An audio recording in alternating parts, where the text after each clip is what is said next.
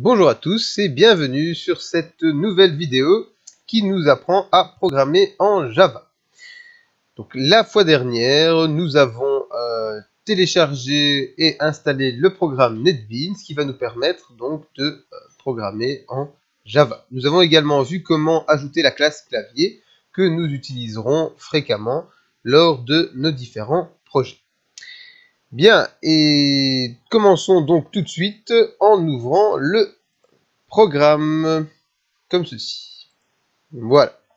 Donc nous ouvrons le programme NetBeans. Donc comme vous le voyez, nous sommes au même point que la dernière fois. Nous avons donc créé notre application et nous avons notre programme principal qui se trouve ici. Voilà. Alors, je vais peut-être modifier la police. Donc pour modifier la police, comme ça, cela peut vous servir. Parce qu'ici, elle est peut-être un peu grande. Donc vous allez dans les outils, options comme ceci. Et là, vous avez toutes les options classiques, notamment la police et les couleurs. Et ici, je vais peut-être un peu diminuer quand même la police. Voilà. En 18, ce sera un peu plus grand que la fois dernière, mais ça restera à une taille acceptable. Voilà. Donc, quand nous écrirons un programme, comme je l'ai dit, nous allons le faire entre les accolades. D'ailleurs, chose importante lorsque vous programmez en Java, c'est que les séries d'instructions que vous notez se trouvent toujours entre des accolades. Ce qui veut dire qu'il faut absolument, lorsque vous ouvrez une accolade, fermer une autre accolade afin d'être sûr que la zone soit complètement fermée. En l'occurrence, ici, cette accolade qui s'ouvre pour le main se ferme ici. Cette accolade-ci qui ouvre la classe se ferme ici. Vous voyez que les accolades se colorent en jaune lorsqu'elles se correspondent. Imaginons que je rajoute en dessous une accolade fermée. Vous voyez que celle-ci se colore en rouge car elle ne ferme rien. Il se peut donc que votre programme soit très bien écrit, mais qu'il ne fonctionne finalement pas si vous n'avez pas fermé toutes vos accolades ou si vous en avez fermé une en trop, par exemple. Voilà. Chose importante que je dois également ajouter au niveau des commentaires, n'hésitez pas à ajouter des commentaires. Cela peut vous servir à vous lorsque vous reviendrez sur vos programmes, mais cela peut également servir aux différentes personnes qui pourront utiliser votre programme et qui parviendront à le comprendre si celui-ci est suffisamment détaillé dans les commentaires. N'oublions pas que la programmation est un travail qui se fait en pensant que ce que vous programmez pourra être réutilisé plus tard, soit par vous, soit par d'autres personnes. Et si vous détaillez suffisamment vos programmes, ils seront plus facilement accessibles et lisibles, que ce soit par vous-même plus tard ou par d'autres. Bien, ces deux petites précisions étant faites, nous allons regarder maintenant ce que nous pouvons faire au niveau des variables. Tout d'abord, qu'est-ce qu'une variable? Ça, c'est quelque chose d'intéressant à préciser. Une variable contient une donnée. Il existe de nombreux types de variables.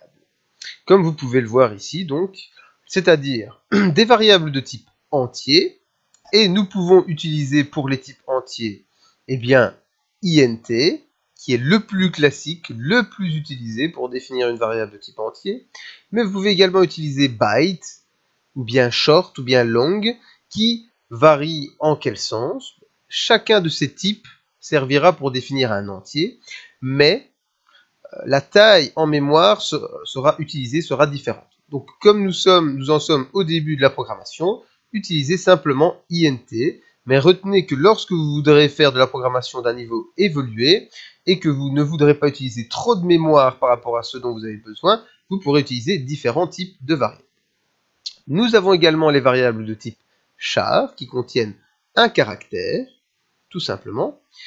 Les variables de type float ou double, qui contiennent des réels. Là, à nouveau, utilisez plutôt double, qui est plus simple à utiliser au début. Les variables de type booléen, qui valent vrai ou faux, en fait, true or false, forcément, pour le programme. Et encore d'autres types de variables, comme les strings pour les chaînes de caractères, mais nous ne pourrons pas les définir clairement ici. Alors, allons-y directement pour un petit exemple. J'ai envie de créer une variable qui soit un entier. Alors, attention, les noms de variables que vous pouvez utiliser. Vous pouvez utiliser absolument n'importe quoi comme nom de variable, sauf peut-être les noms qui sont déjà utilisés, qui sont déjà réservés, comme par exemple int, ça représente un entier. Donc vous ne pouvez pas utiliser int comme nom de variable. À part ce petit problème, vous pouvez utiliser tous les noms que vous voulez, notamment simplement une lettre de l'alphabet. Prenons donc une simple variable entière a. Comment vais-je la définir ici dans mon programme? Eh bien tout simplement, je mets int pour un entier a, comme ceci. Et donc, vous voyez ici que j'ai défini une variable a qui est un entier. Pourquoi ai-je écrit ici un point virgule? Eh bien, l'ensemble des instructions que vous donnez au programme en Java doit toujours se terminer par un point virgule. C'est-à-dire que j'écris une instruction, je termine ma ligne par un point virgule. Après, je peux écrire sur la même ligne, comme il y a eu un point virgule, il va comprendre que c'est une nouvelle instruction. Cela dit, pour plus de clarté, en général, on continue de taper notre code à la ligne suivante dès qu'on a mis un point virgule avant. Mais quoi qu'il arrive, quelle que soit l'instruction que je donne, je dois toujours terminer par un point virgule. Donc ici, qu'ai-je fait comme opération? J'ai défini un entier. Le nom de cet entier est A. Donc j'ai réservé un espace dans la mémoire qui soit suffisamment grand pour contenir un nombre entier. Bon, au niveau des tailles des nombres entiers, ça dépend des variables, mais ce n'est pas le plus important. Et le nom de cet espace mémoire s'appelle A. Voilà. Donc ça veut dire que maintenant, je peux utiliser ma variable A pour mettre des nombres entiers dedans. Ben, faisons-le directement à la ligne du dessous. Par exemple, je vais mettre 10 dans mon nombre entier A. Et bien, tout simplement, j'écris A égale 10. Et je termine par un point virgule.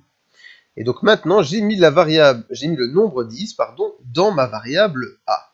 Alors au niveau des espaces, c'est peut-être une des rares choses qui ne sont pas importantes ici, parce que donc attention, hein, comme je l'avais dit, au niveau des minuscules, des majuscules, tout ça est très important. En l'occurrence, la variable A minuscule n'est pas la même chose que la variable A majuscule.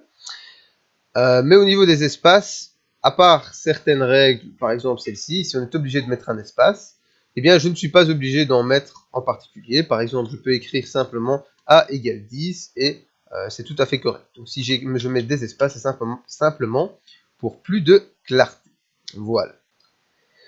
À présent, on peut également définir un autre type de variable, par exemple une variable de type caractère. Donc ici, j'utilise la syntaxe char pour définir une variable de type caractère, et je mets une variable que j'appelle b par exemple. Mais, encore une fois, vous pouvez donner le nom que vous voulez tant que cela ne correspond pas à un nom qui est réservé pour le programme. Char b, comme ceci, et ici en dessous, je vais définir du coup ma variable b comme étant un caractère. Pour définir un caractère, on doit le mettre absolument entre guillemets simples. Je montre ici, c'est-à-dire que si je mets simplement par exemple la lettre C, voilà, il ne va pas comprendre parce qu'il va croire que c'est une variable C qu'il ne trouve pas. Donc je dois lui indiquer que c'est du texte, et pour cela, j'utilise des guillemets simples, et maintenant on a la valeur C qui se trouve dans ma variable B. Remarquez que lorsque j'affecte une donnée à une variable, mais que se passe-t-il? Je note ma variable d'abord, et puis je mets le signe égal, et je mets ensuite ce que prend cette variable comme valeur. C'est-à-dire que je prends le 10 et je le mets dans A. D'accord? Si je définis une autre variable, pour définir une autre variable entière, je peux tout simplement réécrire int et mettre C par exemple, mais pour plus de facilité et pour plus de clarté et pas exagérer au niveau des débordements, je peux tout simplement mettre ici une virgule et le C. Et donc mes deux variables A et C sont définies comme étant des entiers. Et maintenant, après ceci, je peux faire comme opération C égale A. Et donc je place le contenu de ma variable A dans la variable C, mais pas l'inverse. C'est-à-dire que maintenant, après avoir écrit ceci, la valeur de A se met dans C.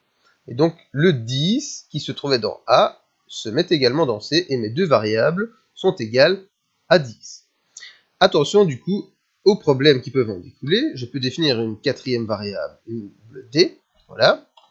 Ensuite, j'égalise d à une valeur comme 15 par exemple.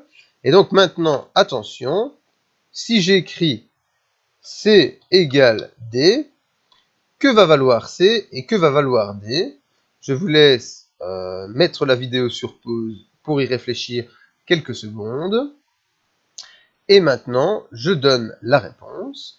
Donc ici, vous avez la variable c à qui on affecte le contenu de la variable d. C'est-à-dire que le c étant ici, à gauche, on prend la valeur de d, c'est-à-dire 15, et on la place dans c. Donc à présent, c vaut 15. Quant à d, il n'a pas été modifié. Donc il vaut toujours 15. Et a, évidemment, vaut toujours 10. On ne l'a plus modifié depuis. Donc attention à ce niveau-là, lorsqu'on fait des affectations de variables. On pourrait également définir comme type de variable un string, mais en Java, un string est un objet, donc il n'est pas possible de le faire directement ici, sans avoir vu de plus amples informations qui viendront plus tard dans le cours. Alors, à partir de ces variables maintenant, qu'est-ce qu'on peut faire d'intéressant? C'est bien beau de faire des opérations, mais il peut être intéressant également d'afficher quelque chose. Donc d'afficher quelque chose dans ce qu'on va appeler la console. En Java, vous pouvez créer une interface, évidemment, comme par exemple pour un jeu vidéo, où là une interface est créée et où on voit clairement une image et différentes choses qui se passent. Mais vous avez également une interface de type console, c'est-à-dire que c'est à cet endroit que l'on va voir afficher les différentes données que l'on va avoir envie d'analyser. Pour réaliser un affichage, quel est le code? Donc nous verrons de nouveau plus en détail plus tard pourquoi ce code est aussi compliqué. Mais on affiche system.out.println et nous affichons ce que nous voulons afficher entre guillemets double cette fois-ci parce que nous écrivons un ensemble de données, donc un string. Voilà, donc par exemple, je vais écrire bonjour. Voilà. Et on a bien un point virgule. Alors, d'où vient cette syntaxe? Je vais quand même dire un mot là-dessus. Donc, Java est un langage basé sur les classes. Une classe est en quelque sorte un type de données un peu spécial et qui va nous permettre d'accéder à ces différentes procédures. Le système est une classe. Et pour accéder aux procédures, on utilise en général le point. Donc si je fais point comme ceci, et comme vous pouvez le voir, il me propose toutes les options liées à la classe système. Et je peux choisir tout ce qui se trouve ici. Et vous avez notamment out, qui est ici une procédure, la procédure out, voilà, que je peux utiliser. Et je peux ensuite, avec un nouveau point, accéder aux différentes options qui sont créées à partir du out. Voilà. Et notamment le println. On peut écrire uniquement print. Si vous utilisez uniquement print, eh bien, il ne passera pas à la ligne. Le println permet de passer à la ligne si vous affichez encore quelque chose ensuite. Et là, entre guillemets, on affiche notre texte. Voilà. Je vous laisse vous exercer pour maîtriser l'affichage comme ceci. Pour maintenant aller chercher quelque chose au clavier que l'utilisateur va vous rentrer. Bien, il faut utiliser pour cela la fameuse classe clavier que nous avons ajoutée à notre package lors de la dernière vidéo. Pour cela, on va de nouveau y accéder. Comment allons-nous y accéder? Tout d'abord en précisant dans quelle classe, dans quel package nous sommes. Le package, c'est Java Application 2, je le rappelle. Donc, on note Java Application 2, et lorsque j'écris un point, vous voyez qu'il me propose les différentes classes qui ont été créées dans ce package. Et donc, si je double-clique sur la classe clavier, ou si je la tape, ça revient au même, je vais accéder à ma classe clavier. Attention de bien respecter à nouveau les majuscules et les minuscules, c'est très important. Point, et là, lire, ce sont les différentes procédures qui se trouvent ici. C'est-à-dire qu'il peut lire un string, c'est-à-dire lire une chaîne de caractères, lire un float, donc lire un réel, lire double, donc lire un réel mais de type double et non pas de type float, et lire un entier ici. Donc en l'occurrence ici nous allons par exemple lui demander de lire un entier. Donc lire int comme ceci. Et donc que fait ceci? On va rechercher une donnée que l'utilisateur va taper au clavier et forcément il faut la mettre quelque part. Donc on va créer une variable n et dans cette variable on va placer ce que va taper l'utilisateur au clavier. Et pour cela, dans nos définitions de variables tout en haut, il faut rajouter la variable n, bien entendu. Voilà. Alors, continuons. Donc maintenant, si j'ai envie d'afficher, eh bien, le contenu de ma variable, je vais utiliser à nouveau le code system.out.println et je vais ici mettre du contenu, du texte. Donc par exemple, vous avez tapé la valeur. Et là, comment faire pour ajouter en fait la valeur n? Eh bien tout simplement, les strings, c'est un peu comme des entiers, justement. Quand on les additionne, ben, on ajoute les valeurs des entiers. Et ici, quand on additionne des strings, donc des chaînes de caractères, on ajoute simplement la chaîne de caractères va suivre la chaîne de caractères précédente. Et donc, tout ce que j'ai à faire, c'est mettre un plus, et donc taper la valeur n, et il va m'afficher, du coup, la valeur n. Après ceci, je vais mettre un espace pour plus de clarté, comme ceci. Et on va peut-être également ajouter ici, bonjour, veuillez taper une valeur un entier au clavier peut-être, un entier au clavier. Voilà. Eh bien, regardons un peu ce que ça donne. Comment faire pour lancer un programme? Déjà, première chose, j'insiste bien en disant que tout votre code principal qui va être lancé se trouve entre ces deux accolades. Donc ça, c'est très important que vous ayez mis votre code entre ces deux accolades. Si cela ne fonctionne pas, c'est probablement à cause de ça, ou bien il est possible que vous ayez oublié un point-virgule, ou que vous vous soyez trompé au niveau des minuscules et des majuscules. Comment faire pour lancer le programme? Eh bien, il suffit simplement d'utiliser la petite flèche verte qui se trouve là. Et regardez ce qui se passe quand je lance mon projet.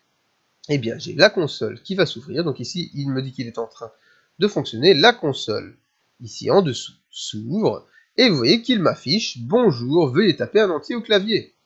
Et oui, vous voyez qu'ici, il attend que je tape une valeur au clavier. Donc par exemple, j'entre la valeur 5. Et j'appuie sur Enter, évidemment. Et vous voyez qu'il me dit « Vous avez tapé la valeur 5 ». Et voilà. Et le programme est maintenant terminé. Alors, comment faire maintenant pour afficher d'autres types de valeurs? Eh bien, vous pouvez ajouter différents system.out.println. Par exemple, ici en dessous, j'en tape un à nouveau. Et vous allez pouvoir vérifier, du coup, quelles étaient les valeurs de D et de C. Donc je mets la valeur de C est 2, voilà, entre guillemets, plus C, plus, parce que je rajoute encore du texte, voilà, et de nouveau entre guillemets, et la valeur de D est 2, voilà, plus D. Donc je vous laisse regarder un petit peu cette consigne ici, cette instruction. Donc on commence par system.out.println pour afficher, et entre parenthèses, on met l'ensemble des données qu'on désire voir affichées. C'est-à-dire la valeur de C est 2, je termine mon premier guillemet, plus je rajoute ce que je veux qu'il affiche, c'est-à-dire la valeur de la variable C, plus je rajoute encore du texte qui à nouveau se trouve entre guillemets. Et on peut faire cette opération d'ajout indéfiniment avec encore du texte et des variables, ou encore du texte et du texte, et ainsi de suite. Et la valeur de D est 2. Et donc, tout à l'heure, on avait bien dit que la valeur de D qui valait 15, s'était mise dans C, ici, et que donc, maintenant, C valait 15, mais D ne valait... D valait toujours 15. Donc ici, 10, on avait mis la valeur 10 dans A, on avait mis la valeur de A dans C, donc C valait 10 à ce moment-là. Ici, on a mis 15 dans D, et ici, on a mis la valeur de D dans C, c'est-à-dire 15. attention, c'est vrai que je ne l'avais pas précisé, mais lorsque ici je mets la valeur 10 dans C, dès que je mets la valeur 15 dans C à la place au niveau de cette ligne-ci, l'ancienne valeur est complètement écrasée, complètement oubliée. Donc attention à ça d'ailleurs quand vous réalisez des affectations de variables, que vos anciennes valeurs sont effacées et disparaissent définitivement. Eh bien, regardons ce que ça donne quand on lance le programme. Voilà, veuillez taper un entier au clavier, moins 48. Vous avez tapé la valeur moins 48, et ensuite il m'affiche que la valeur de C est de 15, comme on l'avait dit, et la valeur de D est de 15 aussi. Et donc D n'a, lui, pas changé lorsqu'on a réalisé cette affectation ici.